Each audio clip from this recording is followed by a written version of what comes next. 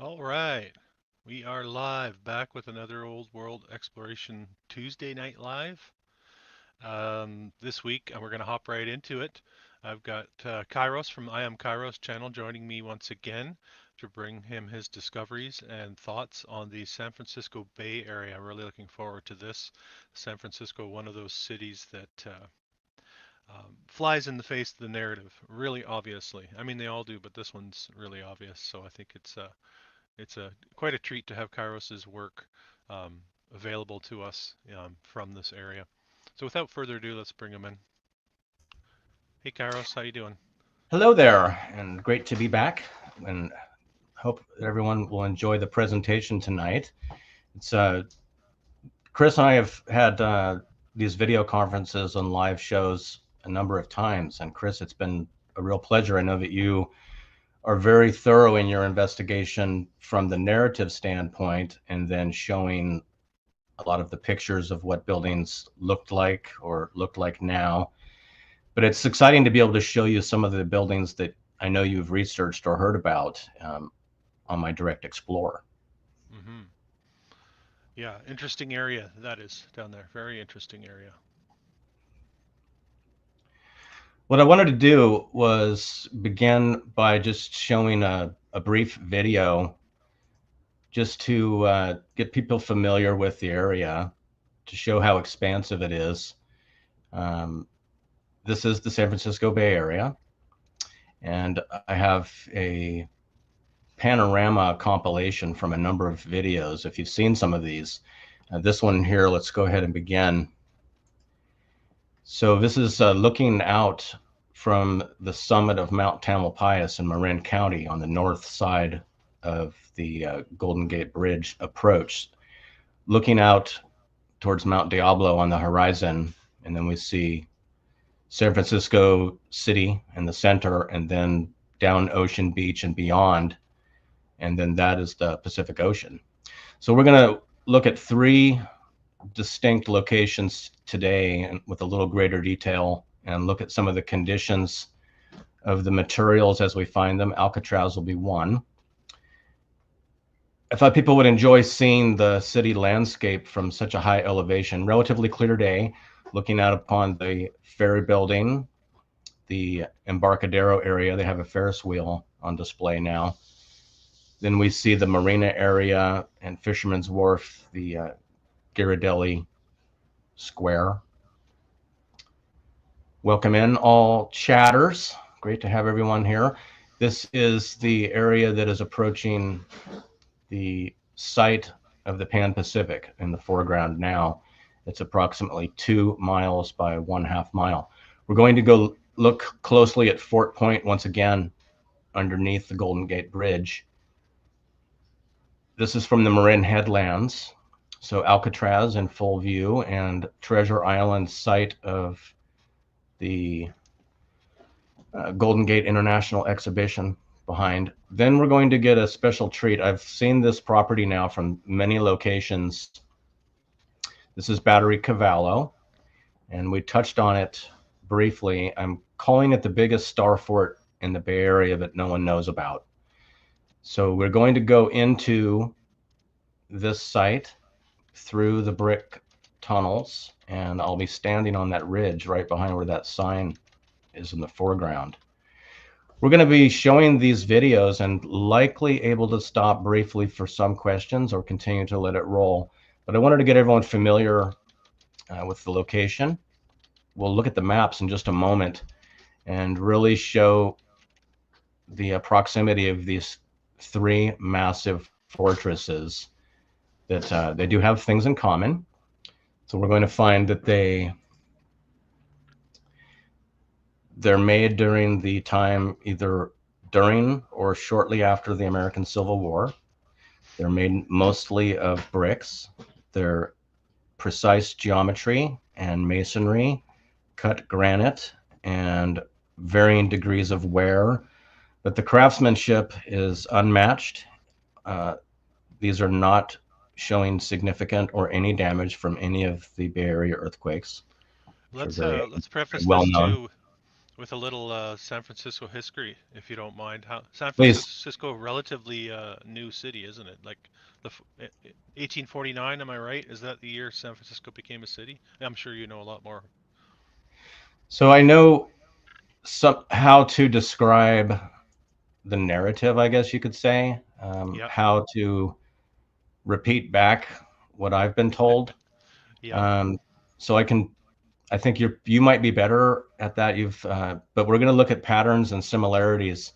So as we're looking at the city and the map and the location that we're going to be focusing on, so West Coast, United States, San Francisco, we have the approximately 7 mile by 7 mile precision laid out city. So very interesting. Uh, Supposedly a population of 1,000 in 1848. So very late start with a tremendous amount of build out over the time period. Hmm. But I want to show the locations of where we'll be. So here's Alcatraz in the center, Treasure Island back here. Under the Golden Gate Bridge is Fort Point. But Battery Cavallo is the one that has caught my eye on a number of occasions. It's just in this Fort Baker area. Most of this is accessible park. So you're able to go in, drive down into this area. There is a parking space here, and there are trails, and you come up through the trail and you find your way going through here and into the actual battery itself, which from the sky now doesn't really resemble a lot. But if you know where to look, you will start to see that we have significant portals, entries, openings, walls, uh, battery points. And then there's a tremendous earthwork, which is part of this building, part of this structure. So you notice from back at this corner, all the way over to this corner is all part of the layout of the property. So we need to take into consideration that that's over 1,100 feet. So quite large in a very unusual location. So very remote. And during this time period, when it was said to be built leading into the 1870s, there were no bridges, there were no roads, there was really not a lot of support for materials because we were told that all of this amazing construction was currently happening in every one of these local communities using red brick. But we want to, again, use the tools that we have and see what's available. So I like to toggle over to the terrain feature of just Google Map. It's like, I call it like a LiDAR light. So you can see that it does have geometric mirrored precision on each side of these wings, which does have sort of the appearance of... Can you zoom that a little bit more, if you don't mind? Just real I quick. can, but There we you are. start to lose the resolution of the terrain Yeah. on Google Map. They limit you. Hmm. So we'll be starting here. Then we're going to return. We're going to return to Alcatraz, not escape. And we're going to have an opportunity to review some of the footage that I have from a number of videos as we enter the dock facility, walk around the front, enter the so-called parade ground, which turns out that all of this area, all of the concrete pad is covering up a very large number of Civil War or earlier era underground brick passageways. And we'll come to see that the entire island is constructed for the most part. So we're going to find tremendous buttresses made of large megalithic stones, large granite pieces that are making up features. Each of these buildings are all brick. We're going to go underground into the portal. And we'll find out that what these two have in common is they're built with red brick in remote locations at a time where bricks would be difficult to obtain, built in a very quick time period, and a lot of records are lacking. So it's one of the interesting stories. So Cavallo, I was surprised Alcatraz. at how much the need for defense was justified, military defense. You know, you sent me those three links for on the three forts. Like, why would you That's need correct. to, you know? So we're seeing the what's being described as the third system of fortresses. There were 42 of these sites, and the two West Coast ones that are noted are Fort Point, which we'll return to, and then Alcatraz. Battery Cavallo is kind of it's not considered a fort. They call it a battery, and it sort of fits into a different time period. But I encourage anyone to use the map feature, explore this terrain thoroughly. As you hover over, you will see all of the features start to appear, and they will tell you where all the things are. So this Hawk Hill, we start to come into another bunker system, Hmm. tremendous bunker system with the openings that go through. So this is right nearby. And this entire area is full of bunkers and batteries and forts. And then you cross here, this entire lower section, all brick construction, fortresses. Presidio has a very old history. And then we start to go down the coast where it's continuous um, military infrastructure. So we start to have some questions about why they why they would need all this. What were they It seemed, planning for? What were they yeah, anticipating? yeah, exactly. Seems Sometimes we interesting. look at the conditions of some of these fortresses, and maybe we have questions. It looks like uh, was there a war that we lost that we Hmm. weren't told about? Were they trying to defend this magnificent old world city? And a lot of times the supposed targets that these fortresses would be using would be easy to avoid Hmm. if you were actually an invader. And some of them seem like they don't really aim at an individual target. Let's see if I can show you one more before we move along. This is the Caltopo tool, and this is a great tool if you enjoy studying maps, distances, terrain. So it has a very useful menu over here. So this is their basic tool. You can toggle it to structures and you'll see the entire map will populate. It'll probably overwhelm the computer. Let's get in a little closer to our tour location. So we are hovering over Fort Baker and the location of Battery Cavallo, and you can see its shape here in this basic tool. Hmm. But I like to use on the menu, go into the relief shading and shaded relief, and then we're going to get a much better look. Oh wow, yeah. So you can see that this is precision geometric earthwork. So it's not just the top and the tunnels, but it's this very predictable, very steep shape that makes this defensive type wall. They were referring to this as an earthen parapet, but with all the blocked up openings, there's really no way of knowing how deep these structures go and if they connect to other forts that are nearby. Hmm. Um, They say they were made of dirt. These this buildup around the structure. I believe so, Yeah, but I saw I'm that not. too. But when we see the condition of the bricks, it's Hmm. um, it's difficult to determine how it could survive with just a dirt foundation. And Yeah, over time. there's so many items that are that are covered. Yeah. Okay, I have my cue. I've got some presentation here. We're going to show a little bit about the layout of this fort. So as you notice, this is just a line drawing, and each one of these are different types of gun mounts, and you can see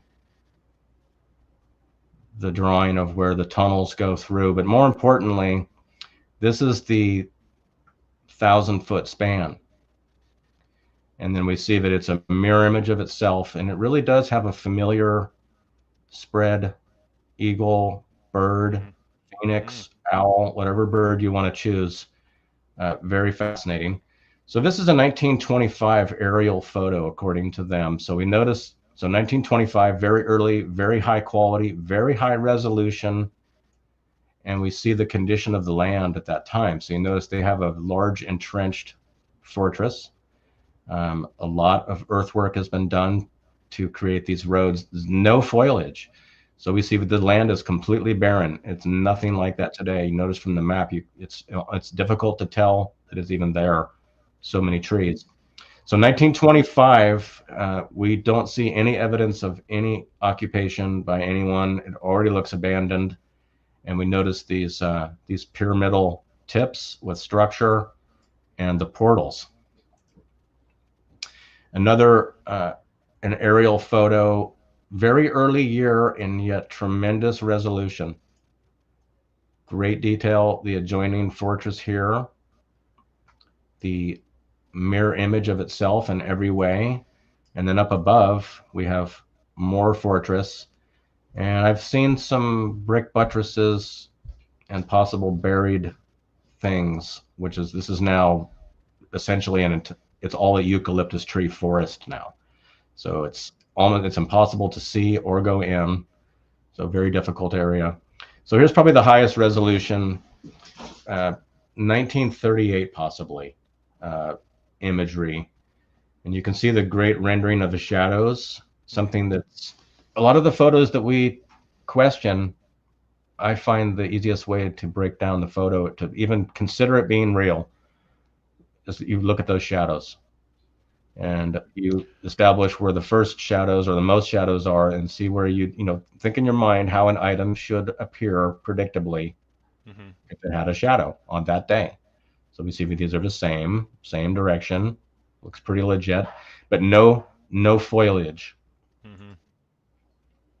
So this is a photo I took from above on that hill I showed you where that secondary fort was located. And we're able to look down into the overgrowth and those pyramidal shaped knobs that I had shown you in the aerial.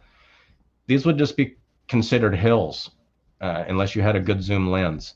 People see this and they would just think it's just a ridge, and you show up and it's fenced off, and so people don't really want to go in there. But we're going to show that it might be the biggest star fort in the Bay Area. I'm going to let this roll, and unless you mention to stop, I'd just kind of like to narrate it a little bit and just show you where we are. So we're in the center apex of that center connected brick arched structure, Golden Gate Bridge to the back. So they have these interconnecting tunnels. Now notice these openings are all welded shut, extremely thick metal, and the condition of the bricks are incredible. So they have bolted and welded shut, multiple points, probably half-inch thick plate. Now I'm pointing to the location where the hinges were mounted, and that is set directly into machined granite. So we're encountering high-quality red brick, high-quality barrel-vaulted arch brick with complicated geometry, and cut granite on site. So that's one of the things that we're going to be comparing with Alcatraz and Fort Point, having the same components. So everything is intentionally overplanted. You see the little flags. They are actively covering this. but it is accessible. And the view is amazing. But we need to think about what life would be like in 1875 when someone decided this would be a great place to build a fort.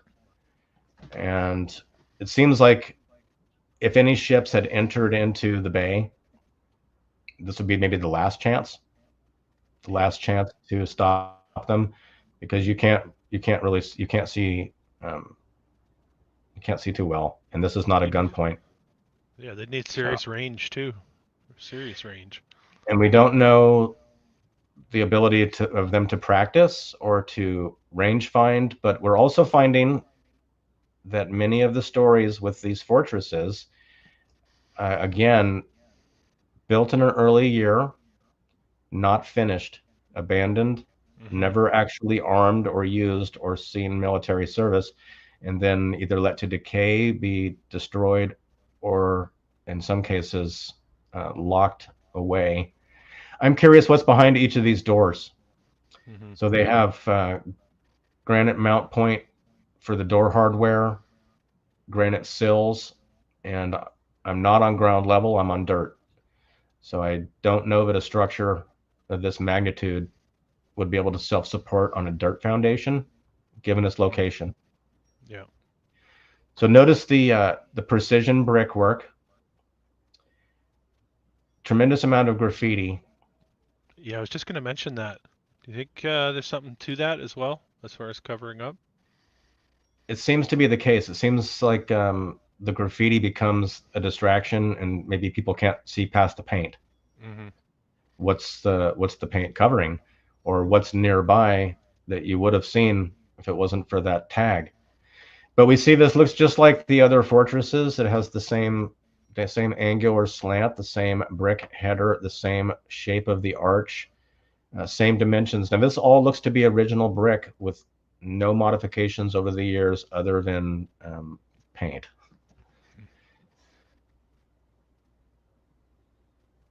And perfect arches. Really So looks look, how about high this? How about quality. this precision? Oh So yeah, look how they weave it in. Wow. now, so I think I might need to stop. No, Yeah. I'm gonna be okay. I'm gonna be okay. But those bricks were all interconnected with complicated angles on the outside, coming off of an arc radius. That's nuts. So we're told that these brick barrel vaults would be a result of using wooden false work. So they're going to assemble the inverted wood arch in the shape of the completed brick arch. But it's very difficult to get access to the mortar joints when you are doing overhead work, especially when there's scaffolding or false work in the way. Those bricks looked perfect, and it had a very unusual color of the mortar, not your typical natural gray. It was more of a tan, and it was almost perfectly smooth with the brick. I don't know how they would have tooled those joints with the false work in the way. You wouldn't be able to see that finish part of it, would you? You'd be standing up on top of it, and you wouldn't be able to see it till you removed it, and then you'd maybe do something. So we're on top of one of these batteries, these so-called gun mount points, and we're seeing the familiar concrete that appears to be covering something else. There was evidence of brick. You can see how thin the veneer of that plaster on the turret. You can see those so-called spider cracks. Someone would refer to those on a plastering wall when those poorly applied plaster applies. It leaves those cracks behind. That's usually a telltale sign of a veneer surface versus a concrete poured object. And we're going to see that very clearly as we revisit Alcatraz.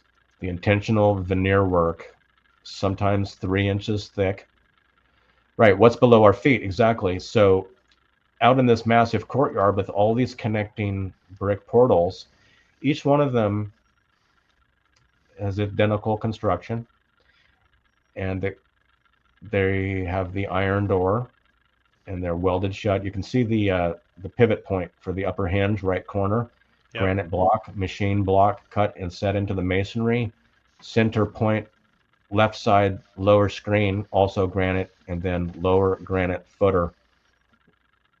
And I was able to sneak a peek through that opening, and it's a very large room. and it's difficult to tell if it has access to underground. With all the things we've seen, you have to assume there's an underground at this point. You see these structures with the leading passageways that go under the upper structure in the upper left. You have to assume they're connected, even if you don't see the welded door. But now we've got the welded door, so we know they're connected. Yeah. And again, so this is 1878 or 79, and said to have originally been abandoned before completion and never actually outfitted with weapons. Then maybe a temporary time with some lesser weapons. If you notice on top of that hill, that little stick on the top of the mound, that was a ventilation opening. Yeah. And like a ventilation shaft or a chimney or something, a duct. And I found them all over. So we're going to walk through and get a sense of, this is master craftsman work. So this is not something you would ever dream of doing, anything even close. I mean, building a very flat, true plumb straight wall with plumb joints and correct layout, that's years down the road before you'll be allowed to take that on as the journeyman. You are going to mix so many cubic miles of mortar before you ever even get a chance to set a brick. So we're walking south inside this large courtyard, and we see that the construction is identical and mirrored on both sides. And there's the upper brick portal, all overgrown. But as I pan the camera around, you'll notice that the perimeter of the structure maintains a very flat line. Mm-hmm. So this is not a wonky building. It's not the foundation adapts to the terrain, but the structure remains flat on top, with it only a couple of feet out in some sections on that topper dirt berm, only a couple feet out of flat in 1,000 feet. So you'll see that's the ridge I speak of. So you can see where the foliage abruptly stops. That's the top of the dirt berm. And then straight ahead, these would be mistaken as hills, but there's masonry coming out the end. Yeah. So very early time, and one of the later builds if you're going to associate it with the third system of fortresses. So Fort Point and Alcatraz considered to be amongst the last of 42 of them, mostly all on the East Coast. Mark had shown us several of his explorers and really focusing on the build, and we're noticing the similarities. Same hand, same design, separated by thousands of miles, with indestructible red brick. I noticed they're not just a running bond too. They actually have I'm not sure, Flemish bond. It's not your basic running bond of brick. There's an intermittence to it. I noticed in one of the previous tunnels that you had going there. Right. So the one that I'm looking for that seems to be the strongest, I don't know the name of the bond, but it's 5 bricks set in the conventional method, and then an entire row of bricks that go directly into the wall. Yes. And then those courses shift internally, so they interlock continually up the wall until you get to the 5th course, and then you see a repeat. Mm-hmm. So you're essentially building a boulder. Yeah. You are locking them together, and they're as strong as boulders. So up behind that mound, which was a eucalyptus forest, is another large fort, which is associated with this one, but really difficult to get to. Very little information.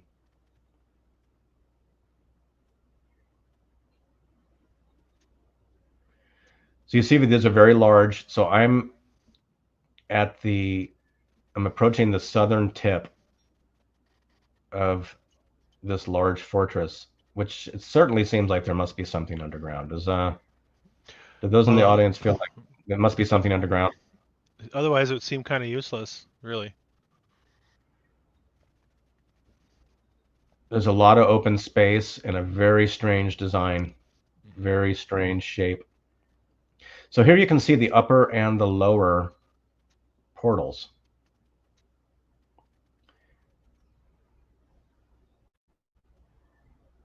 This is one of the ventilation tubes, which is still sticking out of the dirt. Mm-hmm.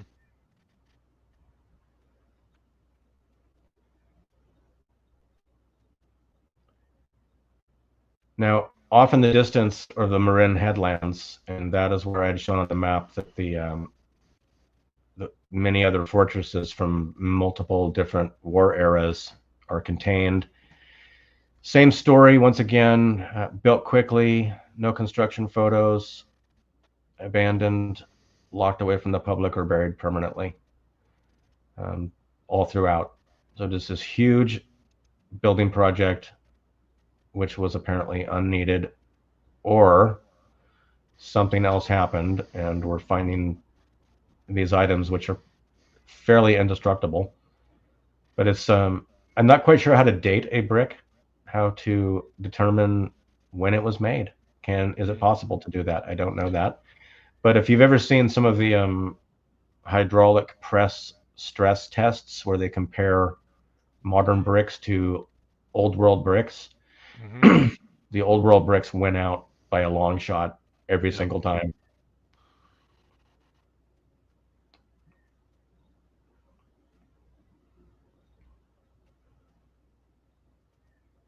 So I haven't seen much footage from this location, and there's very little historical information.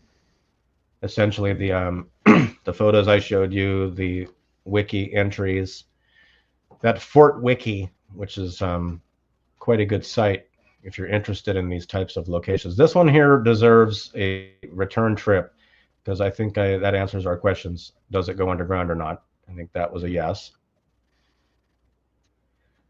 Yeah, I Down put those below, links. go right ahead. I was just going to say I put those links in the description so people can go right to the Fort Wiki Oh, great. links that we're covering Perfect. here today. Perfect. There's some great photos and some interesting narratives and a lot of other links. And if you happen to live in an area that might have one of these fortresses, you'll get a pretty good start on the story, the location. So this is the other side of the parking lot. Just going to make sure nobody sees what I'm doing.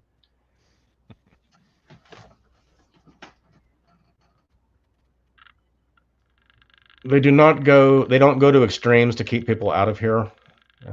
There's no threatening signs. They don't want you ruining the place, but they don't say no trespassing or don't come in here.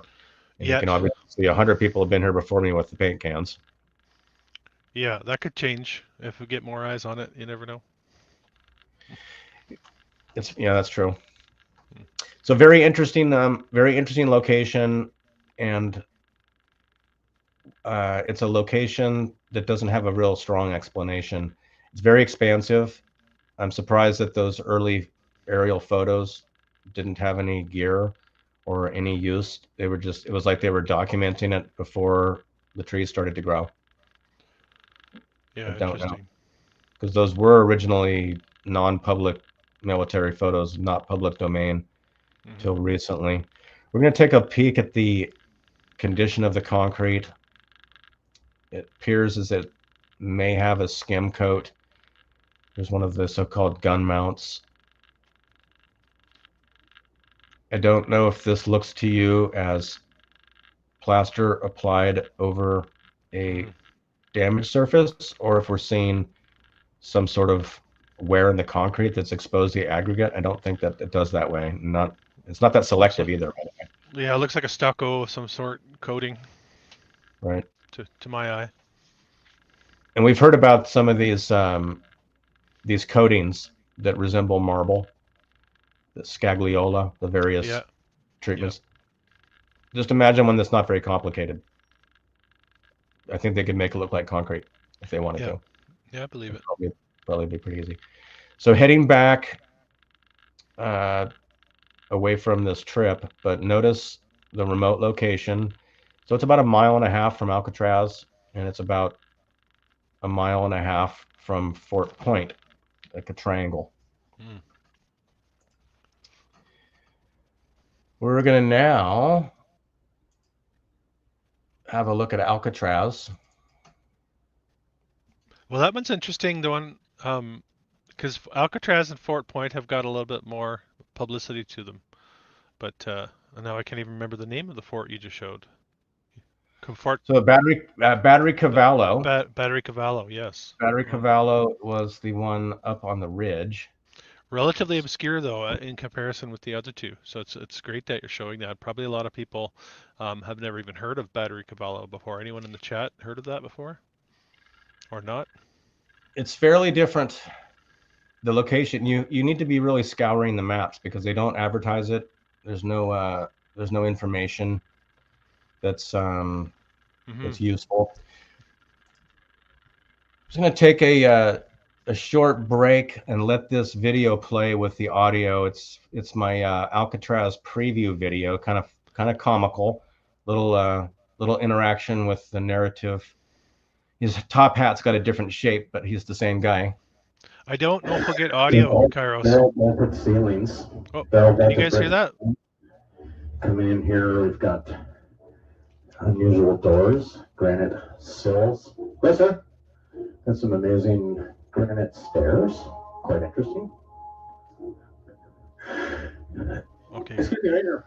I'm doing a short video. I was just curious if you could tell us where they sourced the granite. In the 1830s? Copy. Yeah. Oh, yeah. Oh, yeah. Yes. Okay, look at this. Look at this. Look at these angles. Look at this work. Have a gander. Look at this. Look at this iron. That is not, that Wow. is so ancient. Wow. The rivets are just worn down. Look at that. Yeah. We're back outside the Citadel. So they've done a tremendous amount of work with what they had found. Huge walls. Huge walls. So just to kind of give you the Wow. little preview. So this here goes directly. I'm going to let this one run once again. See if I can full screen it, make it look a little better. So we're heading past the island, and it's very easy to see that there are multiple eras of construction. So we're going to be looking for that, looking for the red brick construction, looking for the cut granite, and the extreme structure, but there's also extreme demolition. Notice in this photo, I think you can see it here in a moment, the tip of the island is going to reveal the location of Battery Cavallo right in the background. So this is as you would get off the dock and you see a massive buttress. Wow. And then it's falling apart and it's colossal, and it still exists behind the forested area. So we're going to look around at some of that. But notice the extreme brick construction. This is some of the earlier building. So the lower floor is all brick and granite. And they have a wonderful narrative for everyone to enjoy. But we look at the size of the upper building. This is all much smaller than Battery Cavallo, but larger than Fort Point. But I think the more interesting part of the trip to Alcatraz is really not the prison. That's where they'd like you to go. And they'd like you to put the headphones on and walk through the tour. But that will prevent you from seeing the obliterated construction and the fact that the entire island is constructed of brick and stone and granite with massive terracing, and it's 1850, and it's a mile and a half offshore, and these guys have quarried stone, apparently from China, according to the ranger. So they were ordering stone, or are they just giving them boulders and it's getting cut on the rock? I mean, we don't know. Cut with what? On the rock. Yeah, Alcatraz, the slang for they call it the rock. Yeah, so they brought over the boulders, and then what they had mills to finish. So you see how that's a massive buttress. Mm-hmm. That's the section, if you were to go directly over the top of that wall, which is now covered with concrete, is where they have located, by means of some LiDAR scans, the underground tunnel system, which has Wow. really been essentially forgotten. But this is the backside of that citadel. So they refer to this as the Citadel.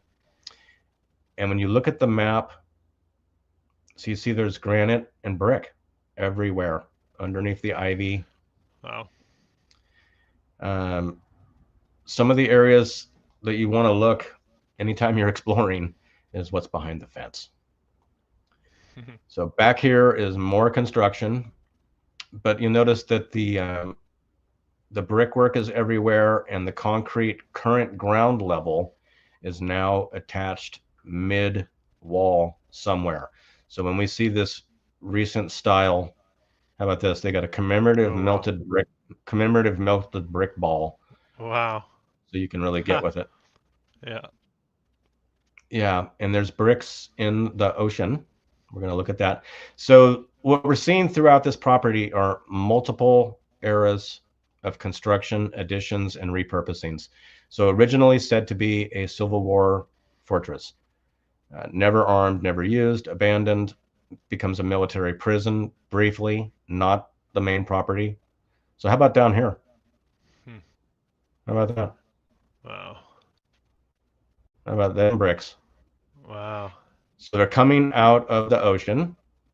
So then we're going to now make a comparison as we see that Alcatraz is lined with a seawall or some sort of containment. So artificial coastline, really. So how would they have constructed that, being that its foundation is permanently below sea level, just like Fort Point? So we have a similarity to the fortresses built on the current ocean level. So we're on the main parade ground, which is now covered in concrete and destroyed buildings.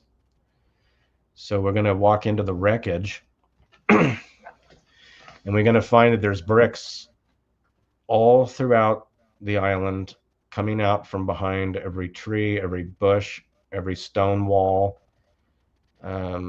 It's mostly bricks. So we're going to think about, based on your research, you examining a lot of the logistics and time period and number of craftsmen that might exist at this point in time, when there's only 1,000 people or 2,000 people on the mainland, miraculously building everything else, right? Mm-hmm. They've gunnited the entire front of the property below the lighthouse, and we're going to look inside and see what's behind this gunite, but I bet you already know the answer. We're taking guesses. So anyone want to guess? Whoever guesses the right answer gets a free brick. Shh. Whoops. Uh-oh. There's just dirt. So there's wreckage everywhere, and here we see a plaster coated brick wall. Oh yeah. That's made to look like concrete. Sorry about the focus. So down below, we're going to look and see what's the condition of the land. What is their foundation? Was this a great place to choose to build? I don't know. It seems very difficult to get to, especially to abandon it immediately. Becoming a prison, there's different time spans. So the common prison that people are familiar with the story and the criminals and Clint Eastwood and what have you, I believe is in the mid to early 30s and ending in the 60s or something. The date is not that important, but they say they were using it as a Civil War prison too.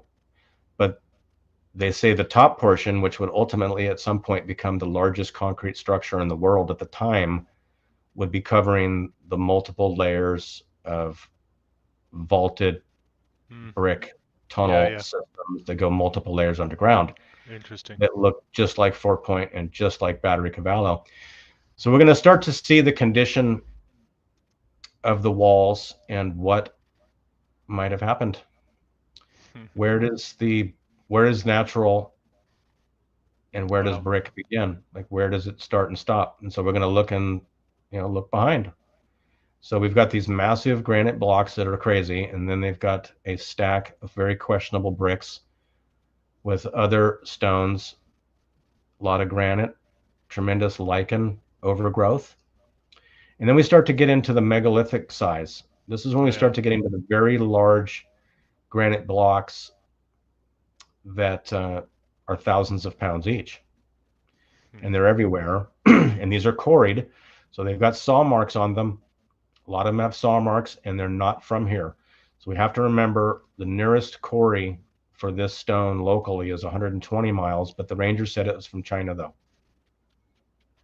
And the rangers over there at Fort Point, they also assured me that the 1,800-foot long megalithic seawall, Polygonal, also from China. Mm-hmm. They had a connection, I guess. So Yeah, we're they do. starting Yeah. to see that. So look at this underneath the railing. These are granite blocks again, Mm-hmm. and they have cut edged, machine corner. But we see the ground level has been changed. We're walking on a much more modern concrete. So we're below the wall, and you can see the size of the blocks. Now notice that gap that I'm zooming in on, where it just looks like dirt, right? Just looks like dirt. Yeah. So I'm going to zoom in, and we're going to find out that this heavy masonry or brick wall was completely undermined, and it was evacuated. The whole area was vacated of brick and turned into dust. Down below, these super large stones. That's a very large amount of masonry, and then it continues up the hill into a very thick brick wall, which is containing the inner catacomb-like structure of the brick vaults. Oh yeah. And That's then we're going to crazy. expose that some of the plaster work is intentionally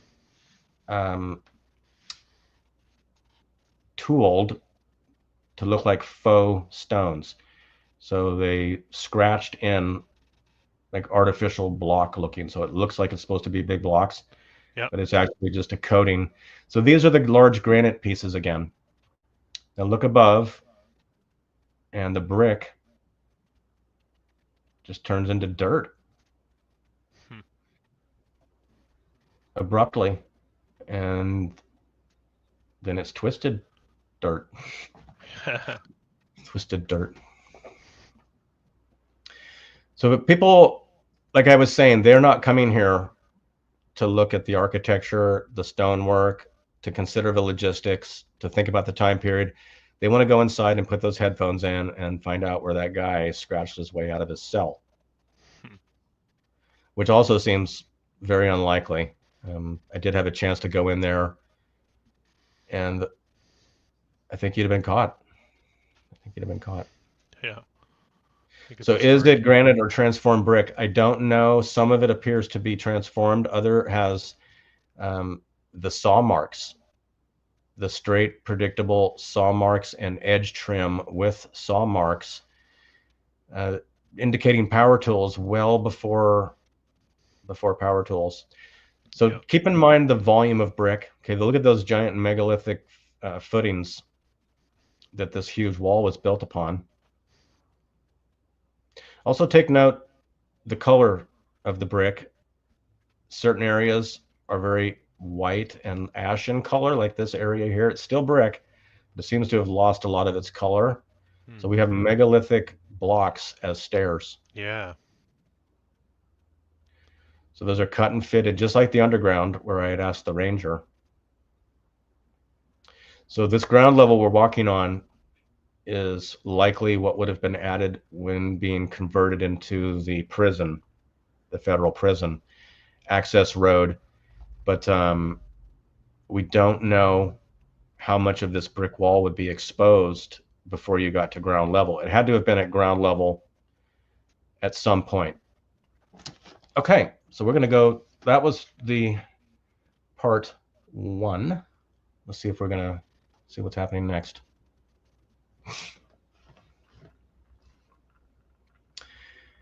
So we see the incredible so-called pediment.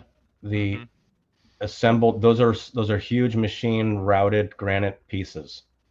So those are one piece, and they're extremely large. You'll notice on the top of the opening, both left and right, you'll see that rectangular dark notch on the top when I go back up there. It appears to be to accept drawbridge functioning. Oh yeah.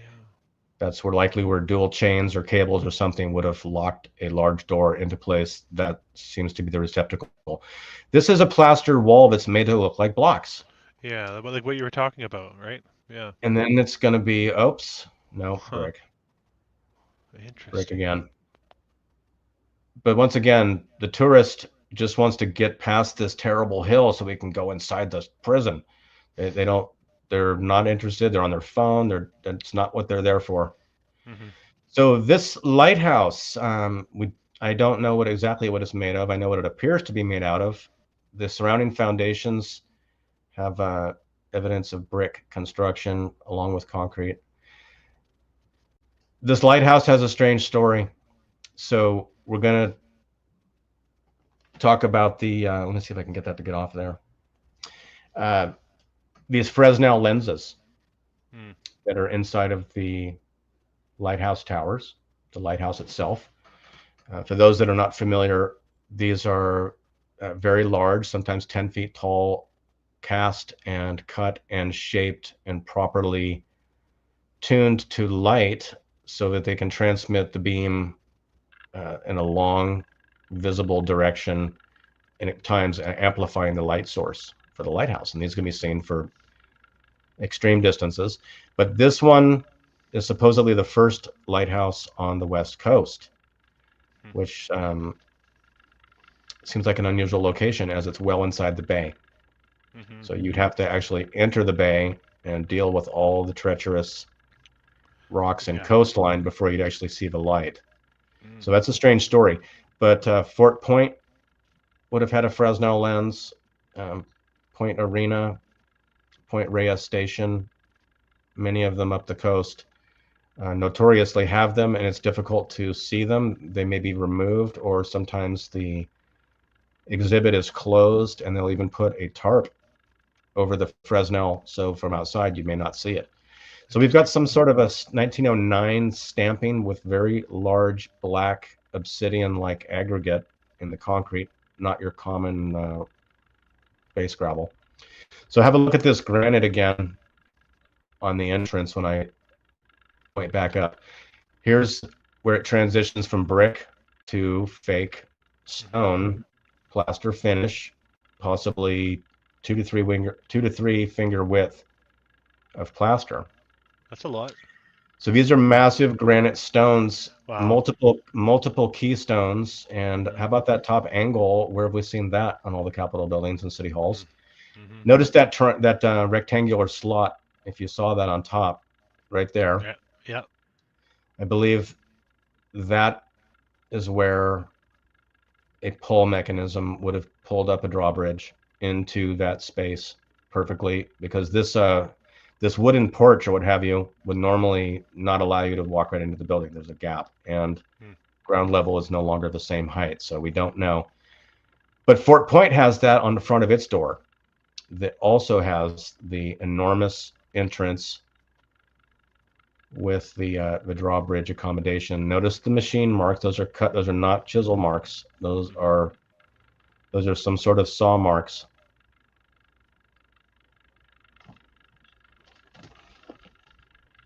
So again, granite from a great distance, finding its way to one of the most difficult build sites at one of the earliest times of construction means and methods, with the smallest population and likely unskilled.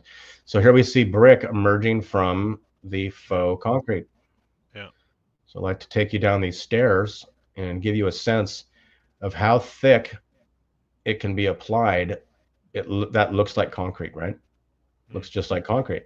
To the untrained eye, it's just old weathered concrete. But then it's like, no, it's not the case at all. This is a veneer, and they went to great lengths to cover that masterful masonry, or big job. extremely damaged masonry that would raise too many questions if you saw, something happening. So here we're seeing the main front building of the prison, and they've done some very, very poor additions showing the ignorance of modern day builders when trying to use a building. So everything is essentially in great shape except for these arches, which are a mix of blocks, concrete, and plywood. So very bad. I'm not sure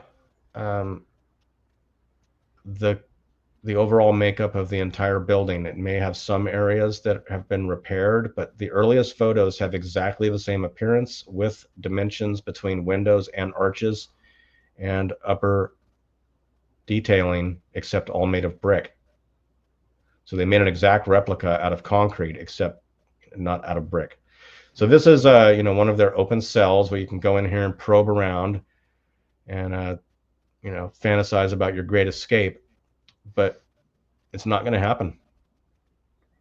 It's not going to happen. You're not chipping through that. It's not sand. It's not crust. A lot of people don't realize this. I think you are well aware. I believe you've probably built on a fresh concrete slab somewhere. Probably been on the job when the concrete was fresh. And they need to wait at least 28 days before you really start doing anything significant. But the interesting concept of concrete and the older concretes and concrete subjected to seawater or possibly salt air is they will continue to harden until destroyed. They get harder and harder and harder. And that might be a clue as to the age of some of these brick walls, because the mortar, which is a cementitious product and related to concrete, is also going to continue to harden. Many times we see the mortar joints left behind stronger than the brick itself. So how old are they to become that strong? The mortar. So I'm noticing that the prison, which I didn't spend a lot of time with because that wasn't the point of being there, it appears to be a big metal prison built inside of a very, very large, older, repurposed structure. Interesting. You wouldn't need to build it like that type of a fortress on this location. People think everybody's going to just be jumping off and trying to swim in. Yeah. It's not going to happen. It's simply not going to happen. You think the opposite would be true, actually. Less fortified because you're isolated. Just build a bunch of huts and put up some tall fences and, whatever. So we're going to go down into the famous courtyard that you would have seen in some of the movies where the prisoners are out there trying to figure out how to make a raft out of jackets. But you'll notice under this applied at a later time, there's brick underneath there again. So is this a concrete covered older opening into the greater Citadel? Notice the size of those steps that were clearly added after the massive risers. So the massive risers were there, and then they added that stairway afterwards. And I don't know what's underneath what looks like concrete, but I'm looking for the cracking signature. I'm looking for parallel joint lines that might be leaching through. Oh, yeah. Possible spider cracking. I don't remember if it had a hollow sound to it. It seemed like it was quite a bit thicker. But they do have they've got a couple shuffleboard courts right there. Oh, yeah. A little shuffleboard. Right, these guys so this is like a shuffleboard stadium. That's what they built it for. So these guys are up there, and these guys are down there. It's the playoffs.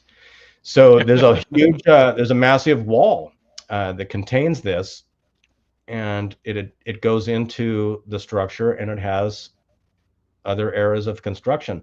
So you're able to pop out and look across the bay and have a peek at how degraded this concrete is. And we might compare that to some of the concrete in some of the other areas, but it seems that that's extreme wear. That's extreme wear. Here's a little slideshow of what it looks like now from across the bay. That white section, it's under construction of some sort. So there is some new construction to be discovered going on or renovating. All those pictures, what I'd love to show possibly later indicate the size of the walls, the size of the constructed walls. The reason they call Alcatraz, the slang, the rock, is they'd like you to believe it's built on a big rock, Yeah. but it's actually constructed and possibly out of the water. I don't know how deep those underpassages go. They have limited tours and they're expensive and short, and many places are blocked up. So we're walking down the hill and looking at the edge of the cliff, and there's bricks just everywhere. And here's a broken wall. So many eras of destruction that have just been built over. So here is one of the later buildings that may have been used to keep prisoners active with projects. I don't know.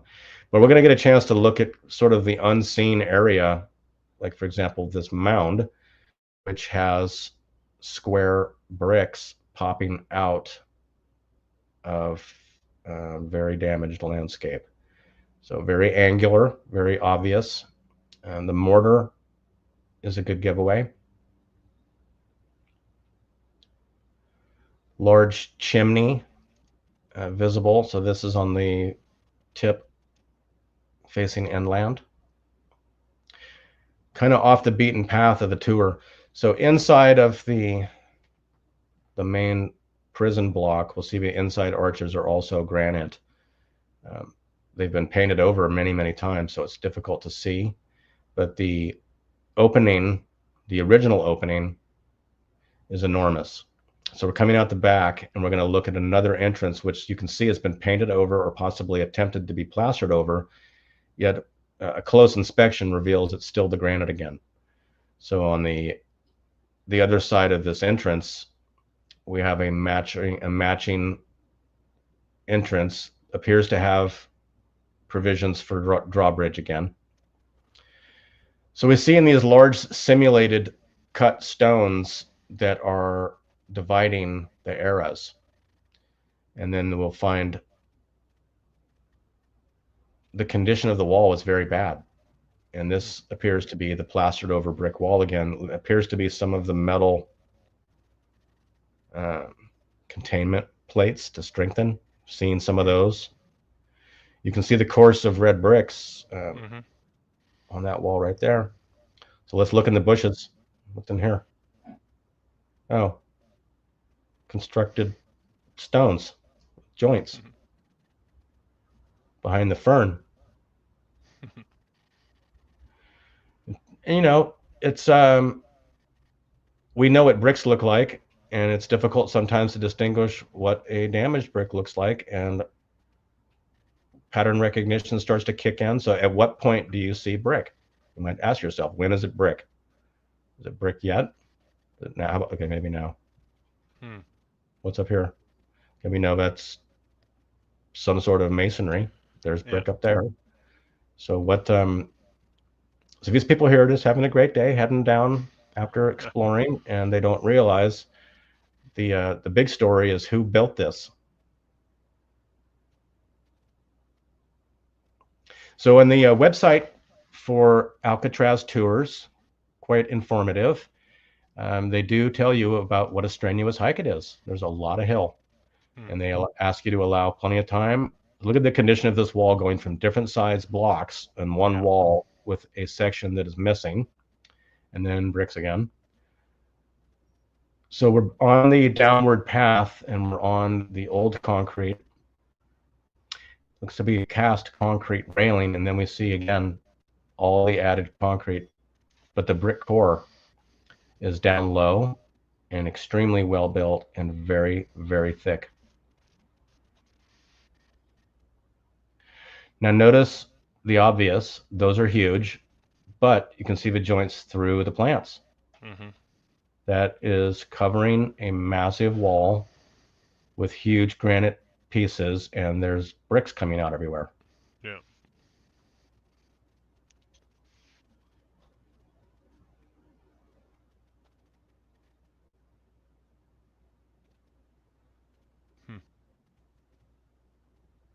pieces of brick, and you just zoom in. Yeah. But the it's no conspiracy. The bricks are here, so people have to answer: how did the bricks get there? Who made the bricks? Who assembled the bricks? Who mixed the mortar? Who provided the dry materials so you could mix the mortar and bring it over here? And what kind of a boat? These are legitimate questions that should not be ridiculed. These deserve a very simple answer, and it should be part of recorded history, wouldn't you think? You would think so. Some construction pictures that show this monumental super citadel. Was there a larger brick building being built at that time period in San Francisco?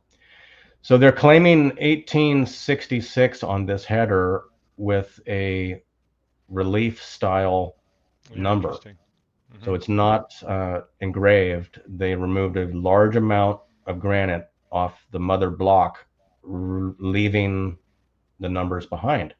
Even more complicated. So here we're heading back into the inside. So this goes on in many directions, multiple rooms, false floors, blocked up entrances, strange repairs, bizarre discoloration of the brick that doesn't resemble red. And then notice the terrible quality of repairs or even just blocking up.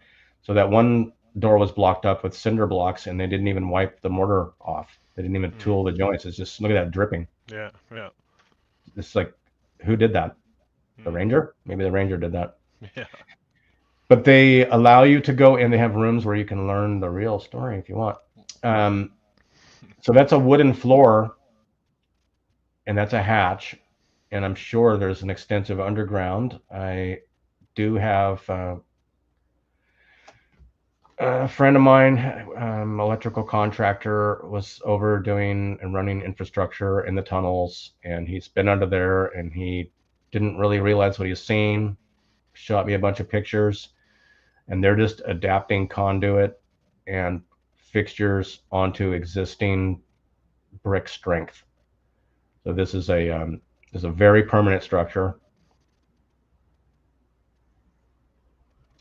So inside they've got a lot of interior plaster over the brick and then painted.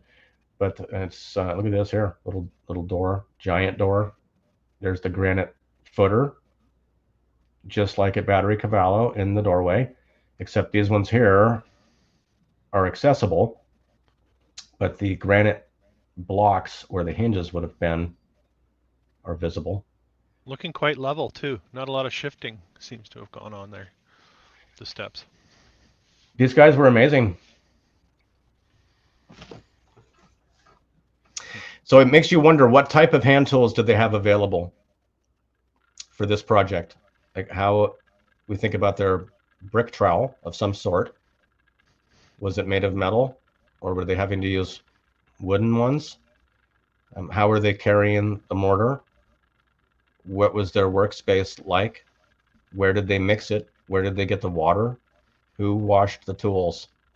Did you have a level? Did you have a square? Use salt water. Can you, Kairos? Salt water for grout mortar? They say it's the strongest of all the concretes, and concrete allowed to cure literally underwater, under salt water, might be the strongest of them all. It's not something you would see used on a modern job site. Would it make sense to use it to mix mortar for bricks? I'd love to experiment with it and just give it a try. But if anything, I would expect it would probably cause the mortar to set faster. The chemical process will change. If many people that are studying these, so there's established brick on top of a mound. So that's we'll let it focus. That's brick. So we're gonna see that those are brick joints, and it's on top of a melted mound on the end of one of the oldest structures we know about in this region. So why why weren't we told what might have happened that caused that? I mean, that's I don't know how they wouldn't build on top of that. Those are lines. Yeah. Oh yeah, look at that. And there's plenty of other areas, and then up on top you can see that it's just brick. It looks like the entire wall had toppled over. Mm-hmm. And then right over there to the right is the literal brick, the little brick. Mm-hmm. Mm-hmm. So I recommend going here for an explorer. I'm looking forward to going back very soon to do the larger tour. Not sure exactly when yet. Last time I was pretty excited and I was moving the camera around and didn't have the things figured out. That's pretty typical of a first visit of a place. If you're doing this kind of thing, it's pretty exciting. When you see something that everyone else is occupied, they're not understanding. There's this ranger. He's like, uh-oh, he saw me. Same guy. He's like, wow. No more questions. I asked the guys at the Fort Point. I put them on they wouldn't be on camera either, though. They didn't want to. Oh yeah. So amazing construction at an early time period, built for a purpose, yet never realized. And then how were they expecting Civil War fighters to arrive here? So we have to like, what would their route be? Because these are sea forts, so they're expecting a sea invasion. So if you're an East Coast South Civil War fighter, what's your game plan? Yeah, I saw Confederate Raiders was the wording in that Fort Wiki that you said. And that's an amazing trip. How could you ever do it? And then if you made it, everybody would be so tired and full of scurvy they couldn't even fight. Well, where would they be coming from? Confederate Raiders. That's what I was trying to figure out. They go down around the Horn? I think it's because, you got to go all the way south. There's no Panama Canal, so it's like the longest sea trip available. Just to raid San Francisco. The thing is, we're ready though. See, we are ready. I know. And then once they realize, okay, this threat is over, let's abandon it. Just abandon it. So a lot of these walls are thicker than people realize. 7, 10, sometimes more. I believe the walls of Philadelphia City Hall, 25 feet thick. Yes. Mm-hmm. So we're looking at the constructed shoreline, full of debris. The wall is impervious to overtopping due to sea level rise or any type of thing like that. It simply does not happen. That dark line is as high as the ocean gets, period. In all historical photos, never changed. So we've been to Alcatraz. So Alcatraz, very exciting. And we've got one more little trip.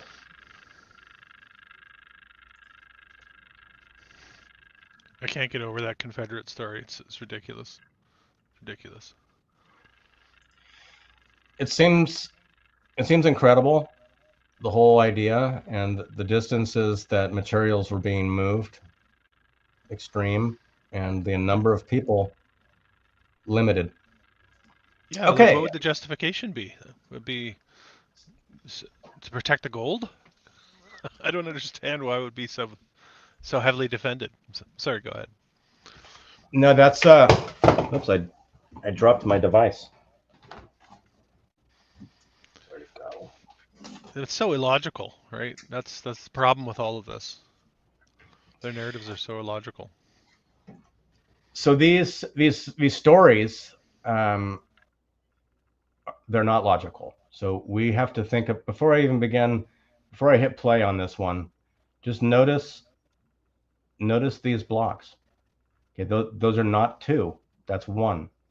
And that's not a normal angle. Very unusual, very plumb, very exacting. Let's roll this. And I'd love for you to one sec. Can you what do you take on? We got Lisa asking. So what happened Wants an answer, it looks like. Does anyone have answers to know what actually happened here? I don't. I have suspicions. I've got like an intuition and a gut feeling, but it seems like this might have been some attempt to fend off something, and it probably didn't work. Mm. And I think that these, for all of these structures to be built at the same time in the same fashion and essentially unused and then abandoned, that seems too coincidental. And I don't know where they came up with all the money and the people. So this is a different time period. It's a different time period we're seeing. Yeah. I would say. I'm going to roll this, and we're going to look if it'll work. We seem to be having a problem. Close it, open it again. I'll put it back up, maybe. Yeah.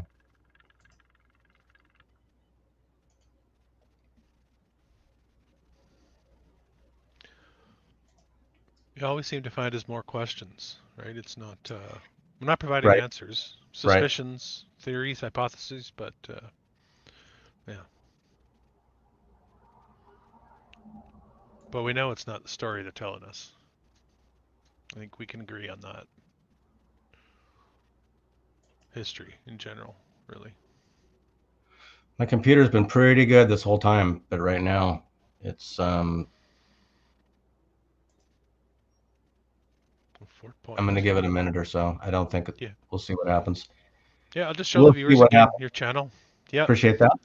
So we're talking, Kairos is presenting his investigations into these 3 fort/batteries in the San Francisco area. He does amazing boots on the ground videos, and you can find him here. The link is in the description. This is his YouTube channel. Yeah, there's a lot of good stuff in there, and certainly it's invaluable to those of us that can't get to these locations to see this kind of stuff. It just reaffirms our suspicions of what we suspect about the truth of our past, I think. And if you are looking to contribute to Kairos's work, he does have a Venmo. It is here linked on his About section on the YouTube as well. I do appreciate that. It's I want to assure people that the purpose of my channel is not to earn a living, but fuel's expensive, and so is the admission to Alcatraz, and I would certainly love to get there sooner than later. So it looks like I don't know if I'm going to be able to open this. It seems to be giving me grief on my final presentation. I'm going to give it just a second.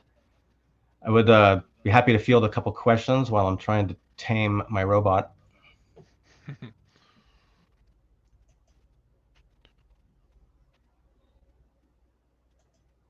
I notice you're playing around with the AI a little bit in some of your videos too. I find those fun. I'm not sure what to think of them. They so just real briefly, so this little character that I put together was after a lot of inputs, a lot of work, a lot of subjects, a lot of I don't want to say manipulating the conversation, but it is correcting the narrative out from under the AI. You have to train it to stop using illogical stories. You force it, if the narrative is impossible in one story, then it's impossible in every story in that time period. And then once the AI acknowledges that, it will stop trying to convince you of the narrative and maybe be open to some more logical conversation. So once I felt like I had fully introduced the content of my research into the discussion, then I forced the AI to become this robotic character. He's supposed to be an unemployed gold miner turned mason, building the various brick things, specifically Fort Point. That is the narrative. So it was told that the gold rush was wrapping up and they needed to build this fort, and they figured that if you were an unemployed gold miner, so like the bottom of the barrel, cannot even keep your job, you're going to do master craftsmanship, which is not okay. Well, I'm sad about my computer misbehaving right now. I'm happy that it made it all the way through. There's one little tiny workaround. If we wanted to try it, you Sure. could go right there on my channel and go to my playlist up on the top up there. And I believe we've got a nice little Fort Point section. And there's the one, yeah, Fort Point. You can see it right there on the middle left. So it's that one. Yep. So maybe just view the playlist first, or if you'd like to let this play for a moment, if you don't mind. So sound off. Sound off. Yeah. Can you hear the sound? Could you hear that sound? I know it has sound, but I did not hear. Yeah. Okay. So for those who have not seen my channel or visited, this is the opening video for non-subscribers. This is maybe one of the most important places in the greater Bay Area because of the amazing construction. So we're driving in, and this is like a concrete wall or covered up, but then it's going to make a direct and different change up here where you see the geometry. All these chains have been removed recently, and they have a different style of fence, but it's still easy to come in and see. So now we've come to the edge of the constructed shoreline, which is this megalithic polygonal seawall. So each of the bricks or the blocks that make up this wall are a repeating pattern, same size, same shape, machine marks in place, all said to have been from China. So it's 1,800 feet long. The foundation is below sea level. There's metal between the joints instead of mortar. And the Golden Gate Bridge anchor points are contained within it. So they had an opportunity to tear this place down, but when considering the build of the Golden Gate, it's the anchors inside and over here behind this fortress. Quick question here. Metal sheets between, just like Malta. What do you think of that, Kairos? Poured granite? There's machine marks. So it's been through a saw, and the metal, it seems like it would have something to do with electricity.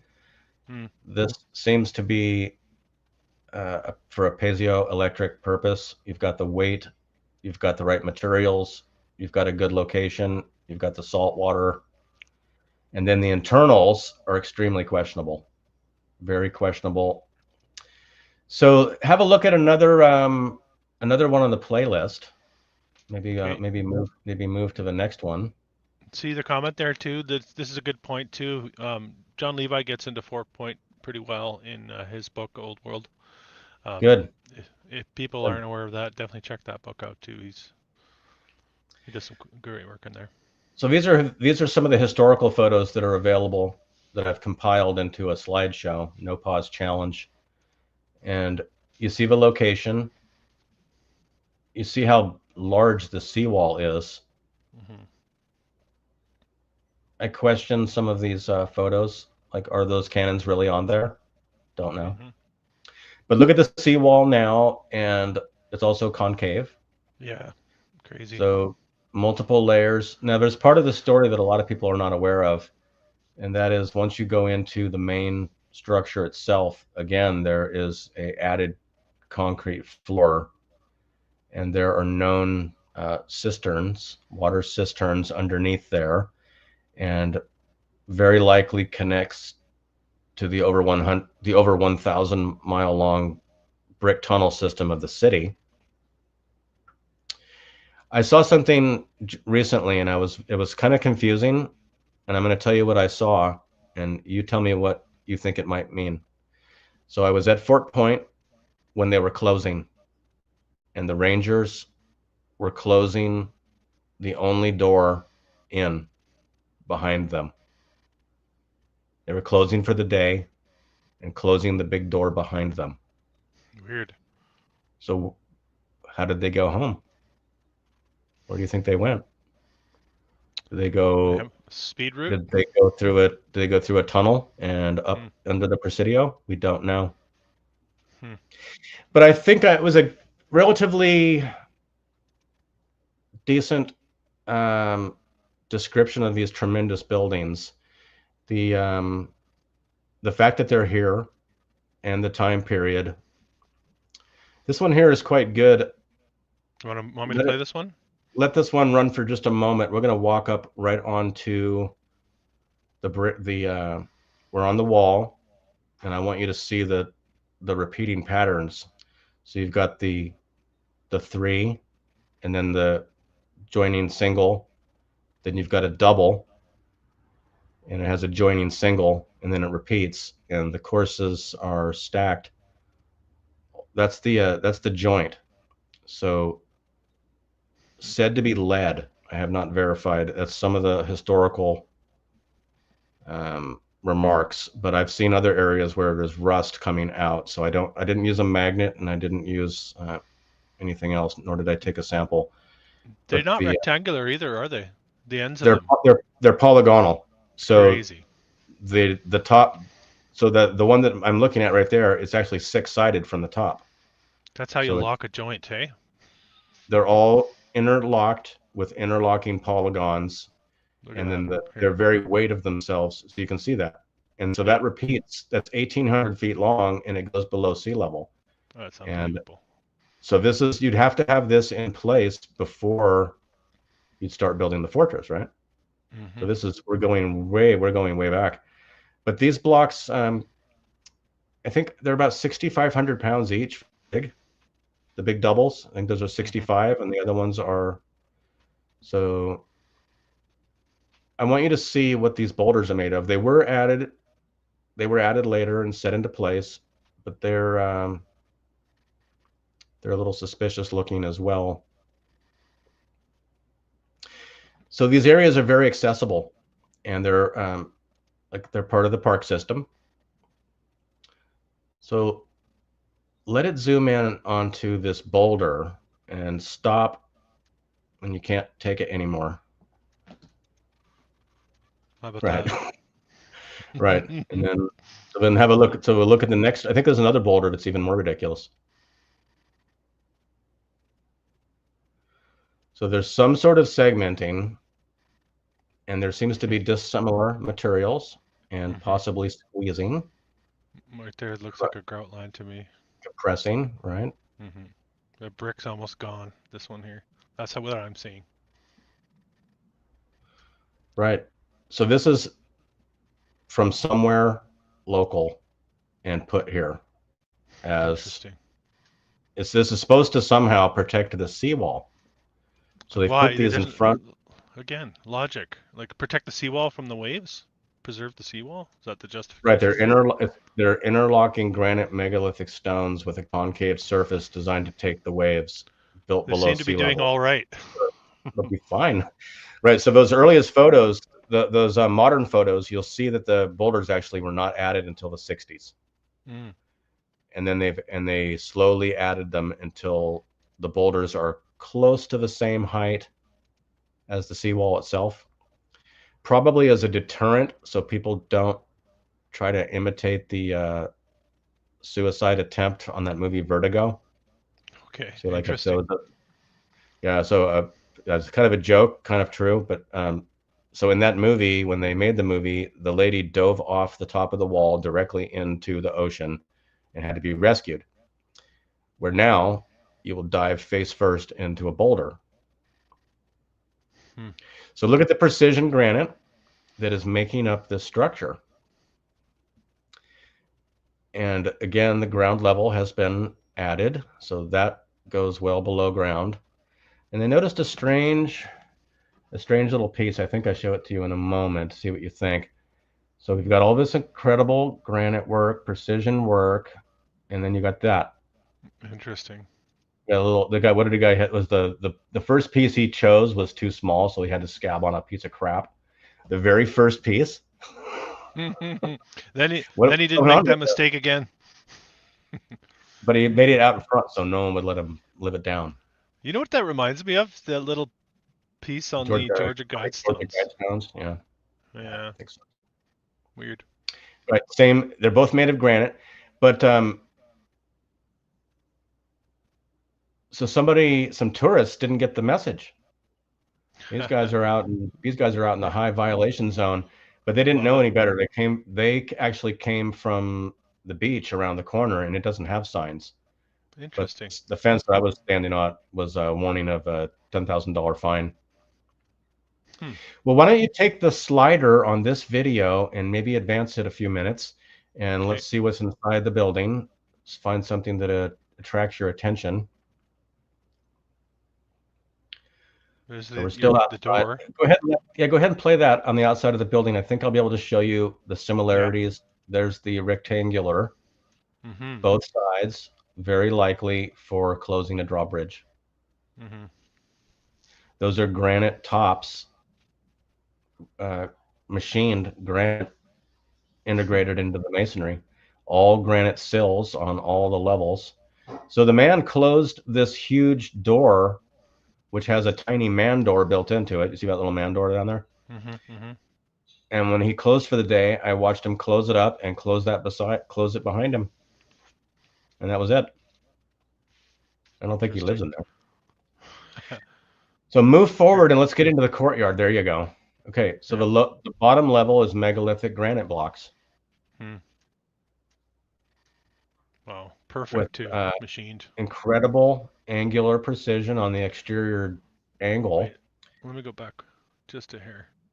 Okay, Look at this. This joint right here. Can you see that? I I do know now you see see it. it. Look at that. That's odd. That's a real odd one, but That's purposeful. just that's That was flaunting. I that was feel made like that that's way. like flaunting your skills. I Right. think that's Maybe. ridiculous because it's logical for a course to continue along this seam, not just Right. that again maybe for a locking function, It could be for more built-in strength. strength. Well, let's Mm-hmm. look and see if there's more of that Mm-hmm. detail. But as I get in close, you're going to see the saw marks. You're going to Mm-hmm. see the vertical saw marks, Yeah. and Yeah. that did not pop out of a mold. Um, that's incredible granite, and those are all very Look heavy. at And that. then we start to get into the inverted, vaulted alcoves, and then there's some extreme weathering here. Now notice, I'll ask you to pause when we look down. Go ahead and advance it till we're looking through the corridor of the cannons. I'm spying on rangers here. There. Let's go inside, and I would like to show you the condition of the floor. Okay, so I'm going in and stop. Hmm. Okay, do you see those curved inlays on the floor between the two Um. benches? You see the Yeah. lines that intersect the Oh main. yeah. Okay, so when you roll the video, watch for that detail all throughout the building, but you're going to notice that there are core bore drill bit holes in the middle, and that Weird. used to all be overlaid with refined metal, some of it still in place. So this Mm-hmm. had a lot more to go ahead and let it roll and watch the archwork. It's on every floor. They say this is to support cannons they never installed. You know what I thought that was? Or I thought that was a wooden pathway at first. These are huge stones. That's crazy. Yeah. These are Weird. massive, and they're on all floors throughout Hmm. the building. So I really would love to look again and see if the internal is granite and the exterior might be limestone, which would create an insulation. So granite has Hmm. quartz, so granite has electrical potential, or the limestone is more like an insulator, similar to what you'd find on the outside of a spark plug. This is supposedly what they had. They built this amazing fort, and this is their weapon. It's cute. It's cute. Look at that thing. Little button cannon. You shoot it one time, and then yeah. So how I don't about think we're it'll going to go look very at far. these. So look at the machine marks again Hmm. in the Vertical stone. lines. Yeah. That's right there. You can see it clearly. This one So showing the it. shadow reveals, and if we look carefully, I'm not able to tell from this photo, but it might be, if there's any arc to the vertical lines, I that don't think indicates, so. like, it's hard to tell. And It look sometimes you have to have a stone that's 10 feet tall to see it. But well, yeah. the ones in You need a the ones in serious Egypt show, radius. Yeah. that's exactly correct. So what you're seeing, if it's vertical, Mm-hmm. it's a reciprocating saw with a straight blade. Mm-hmm. If it's got an arc to it, it was cut by a round blade. So we need to look and see, detect, does it have any arc? The ones that some of the explorers, Brian Forrester, show in Egypt clearly show the arced machine cuts, clear as day, and the machine bore holes through solid granite. So look at the ridiculous amount of granite that is involved in this build, and think about each one of those blocks being removed somehow out of the bottom of a Chinese junk. Mm-hmm. In the 1830s to 50s, 30s to 60s, is that the timeline they give us on this one? So this is it's 1860s. They're trying to 60s. Civil War, That's right. third system of forts. It's right at the gold rush time. It's one of the earliest buildings. But didn't they start it before the Civil War happened? Yes, that's correct. Yeah. That's what the story. So while you've got it, so notice while you have the still, people hear about the term brick bond, and they may think, just the fact that they're connected with mortar, and that is a type of bond. But what you're pointing to is the orientation of the brick itself. So it goes one direction, and then it goes internally another direction, and then it repeats. So it's a veneer or a facade wall would not include that detail. It's just attached to an existing freestanding structure. So you look at those walls, that's some of the strongest brick construction that you can make. It's interlocked every other course. And this is one for one. I think you said it was 4 for 1 over at the other there's some fort. that are 5. You'll see 3, 4, 5. But this one becomes, and the walls are said to be 7 feet thick in certain areas. Maybe scroll to another area that catches your attention. One thing I want to mention too is the way that the arch intersects with the horizontal brick here. Can you still make that out there? How it's stepped like that? That's correct. And it gets more intense as we enter the building.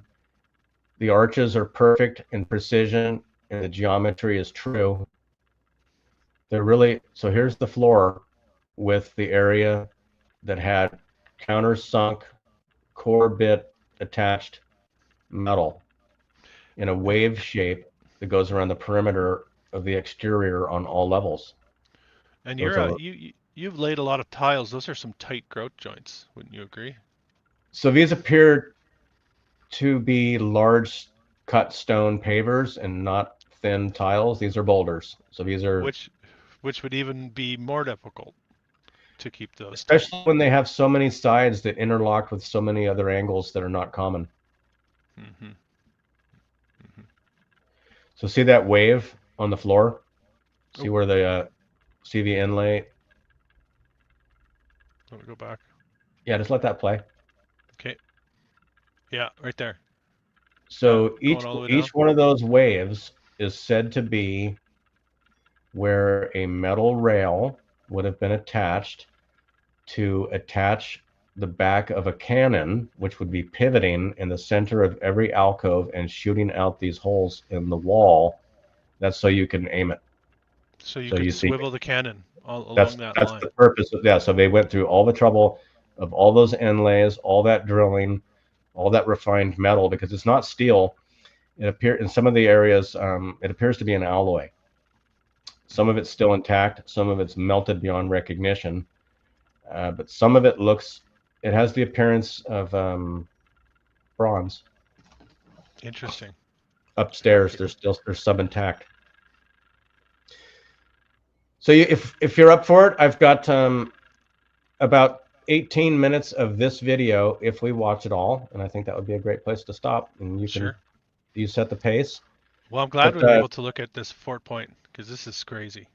So that's an octagonal stairwell that we're coming upon that's made out of granite. And peekaboo, it has a self-supporting stacked granite slabs, 3-story tall stairway. And Easy it's to not the do. only one. Not the only one. You ever built one of those? Of course. I can't even Yeah. fathom it. Sorry, go ahead. Right. Oh, Right. look at the law. It would be, I think it'd be difficult even just to make a model of that. Yeah, absolutely. So we have cast iron internals opening into those structures. We're going to go up them. So very unusual old metal. Seems like it should be a lot rustier, being the sea salt environment, but it seems like it's pretty good. So here we're on another floor, and we've got these arced inlaid metal. Just remember, everyone's supposed to be for a cannon that's supposed to be sitting here, so you can shoot out one of these oven doors.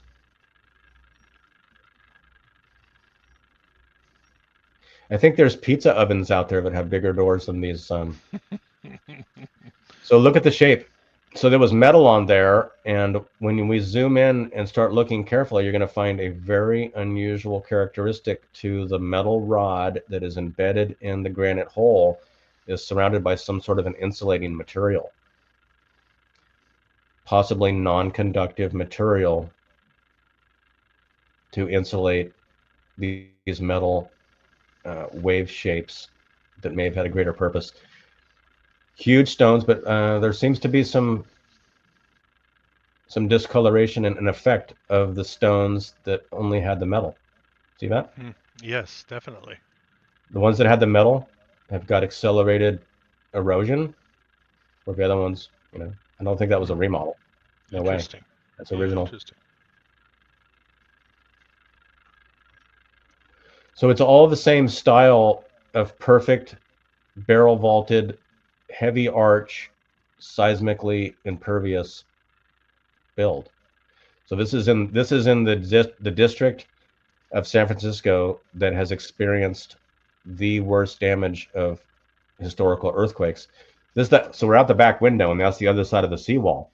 It goes around the entire building and then goes up and goes around the coast a bit. I'd like to get down there at high tide and have a look at the seawall. Low tide, rather, yes. And have a look at the base of the seawall and show that concave surface that's built in. So those are octagonal towers. Well, it was one thing. Do you think they maybe put all that debris there to hide the concave surface? That's something that came to my mind? I think just to keep eyes off the fact that those are too big. I mean, there's no one builds with the size blocks like that now. Yeah. I mean, even the concrete block construction that people are using is smaller. And that's poured concrete. So there's said to be cisterns underneath the main floor. So you can see the shape. This is a star fort. So here is, you can see where I am, and you can see another spiral staircase, which we're going to go look at. So each one of those is a precision teardrop shaped interior. What is that? Is that a 200-degree round on that?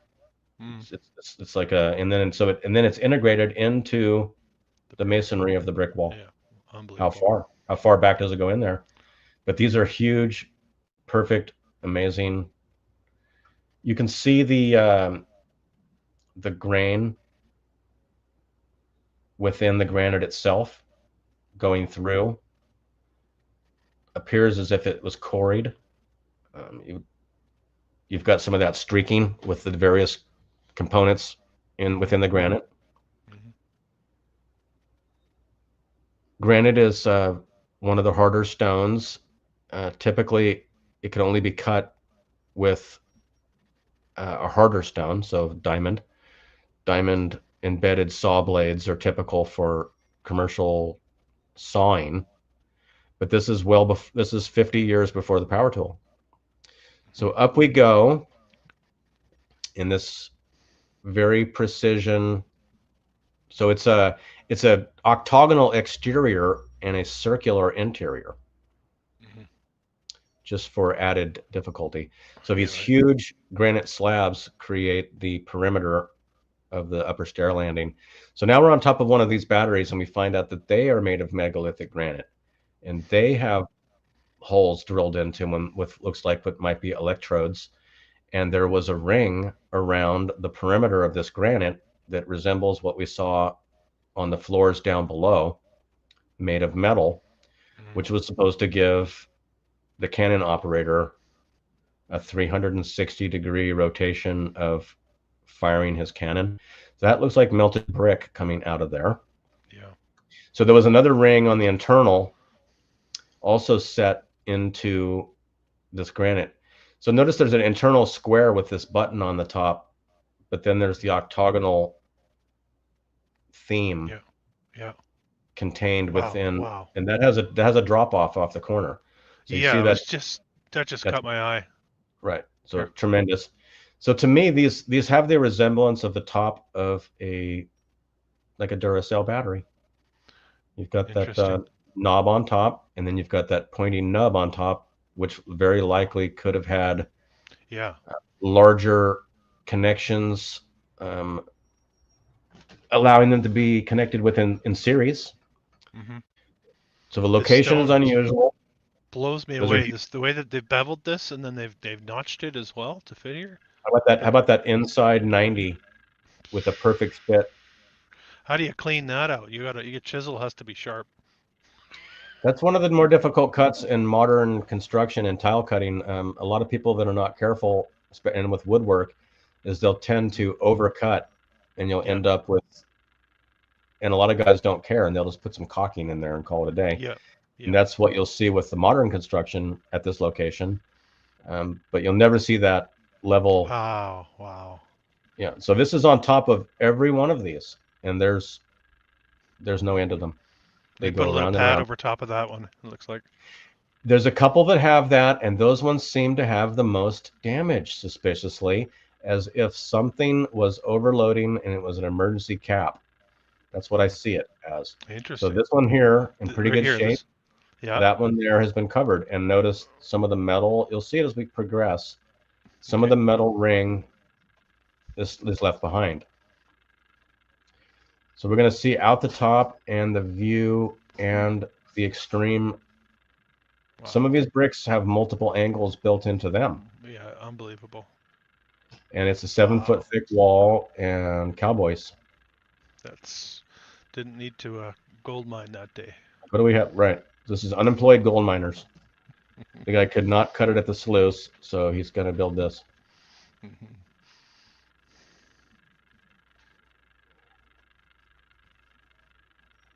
So it's very accessible, but look at the detail even all the way up to the very top. And this is precision, and I would love to have a transit nearby and see if it's flat and level. Looks like it's more. It likely is, and the shadow is a great revealer. The shadow is a revealer of secrets. So as you watch that shadow, you'll see that the variation of the shadow in relationship to the mortar joint is perfect. So here we have, that's an internal octagonal tower that houses the additional spiral staircase. One's open, one's closed. So this one has been capped. So for some reason, that supposed gun mount wore out, and they had to cap it. Okay.